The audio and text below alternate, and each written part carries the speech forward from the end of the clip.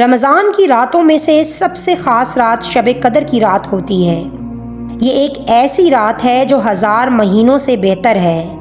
صرف اس ایک رات کی عبادت 80 سال سے بھی زیادہ کی گئی عبادت کے برابر ہے۔ قرآن میں اللہ تعالیٰ نے پوری سورت اتاری ہے، سورہ قدر، جس میں اللہ تعالیٰ نے لیلۃ القدر کے بارے میں بتایا ہے۔ تو آپ اس رات میں جو بھی عبادت کریں گے وہ 80 سال سے بھی زیادہ کی عبادت کے برابر ہے۔